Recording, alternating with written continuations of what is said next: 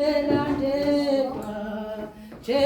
inqabaya, Jesu inqabaya, Jesu inqabaya, anginawo amandla, ukuzimela ngokwami.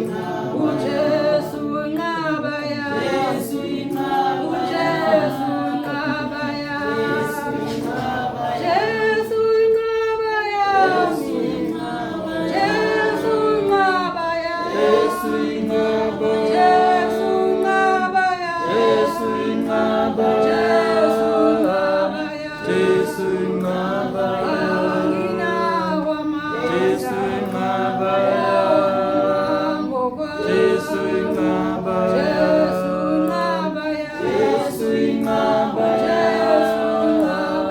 Jesu inqabaya. uJesu Kristu inkosi, Jesu Kristu Jesu inkosi. Kristu inkosi, Jesu Kristu Jesu inkosi. Kristu inkosi. Jesu Kristu inkosi. Ngibingelela ubaba umfundisi uJali nobaba uMabaso nabomama nabatsha noSunday School nomphathi wehlelo kwelihle igama lenkosi yethu Jesu Kristu. Ngizodlulisa ubufakazi uNkulunkulu emuhle bazalwane esifundisa sonke silibandla lakhe, kodwa kuba khona lapho ekufaka eklasini lakho wena wedwa umzalwane mhlazimbi ngenxa yokuthi sizingane zomuntu oyedwa sihlelulelane kulelo class uNkulunkulu athi akufaka kulo, mhlawumbe nomunye uyomfaka ngelakho usuku.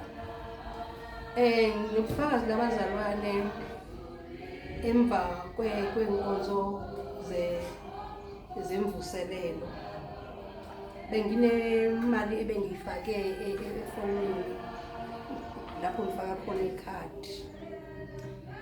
NgoLwesithathu ngahamba la kwadokotela. Bendiya kwadokotela ngoba ndibuye emhlanganweni nginelampu la ndawo egijimayo. Ngiyobheka ukuthi uma ngikhuleka kanti uJesu Kristu inkosi bazothola ukuthi ibangwe yini. Uma ngibuya ngifike endlini ngiyabheka i-200 ayikho. Kanti kuzobazalwane ubuhlungu obunjeyana kwangathi ngifelwe. Ngazibuza ukuthi kanti yini inkinga yami? Ngale lahlekelwa izimali ezingaphezulu kwe-200 yini especial ngale 200? Ngicabange kube nento ethi ndifonele esibhedlela, ngizofona abantu esibhedlela ababona ndithi mhlawumbe kwezaa moto za-Uber, kodwa ngizabathola kanjani? Andihlupha abazalwane, ngenza ukuthi inhliziyo yami isukile ehlalweni nge-200 bazalwane.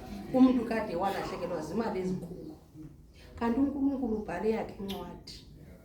Ngahlala abazalwane, ngahlala. Uyabona-ke njengoba ngikholwa lapha endlini ngiye ndingathandi ukuveza kulezi ngane zami ukuthi uNkulunkulu wami khona la ngandihambanga kahle khona, kodwa ndihambele into abatshela ngathi ndahlelwe 200 ngangakhathala noba bathini. Yo mama wandidiagnose lo mncane, hayi mama uqalwa i-dementia.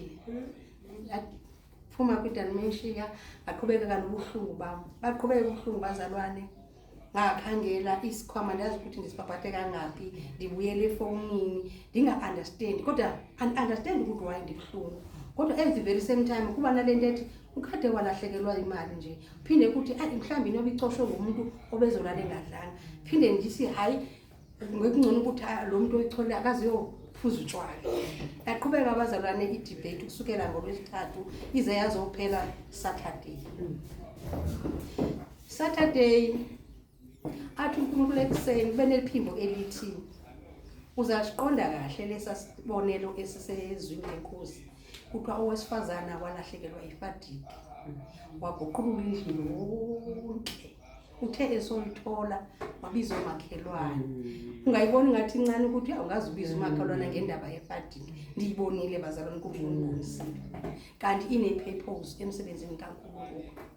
Kusho ekuseni Saturday ngihleke ngifonga Nkosi yami saphinde ngisabuyela le 200 kanti i-200 yayithengile, kanti ensukwini ngithe kanigqoka bekubanda ndifaka ijacket yami ngathola i-20 ngayibuka kwanento ejabula ukuthi mhlawumbe uNkulunkulu uyandiduduza ngale 20 kodwa i-200 yami ingekasuki enhliziyweni. Uthe ntambama izolo ngasazi bensenzani mandithi ngapha nasi 200 anijabulanga bazalwane ndangathi ndingane encane kuya kwami ekitchen ndiyobabonisa ndingasajabula ndijabulilanga lonke la izulu athi uNkulunkulu benifuna uzwe ubuhlungu bokulahlekelwa umzalwane uma ndenza izibonelo zamanje ziqaphele benifuna uzwe noba ngu10% wenjabulo ebakhona ezulwini ngesoni esitholakele besidukile nihlabelele kakhulu nathi uJesu uyafuna izimvuzi zakhe esibayeni kanjalo ningazi ukuthi uthi ukuthini manje ngambuka uNkulunkulu engifundisa ukuthi ngami kungakho umzalwane uyophuma ekhomini ngenxa yokulinyazwa yimi ngenxa yokuhletywa yimi ngenxa yokumbukela phansi kunaloko uNkulunkulu ungifundisa ukuthi ngihluphe nangomzalwane ongasabonakala enkonzweni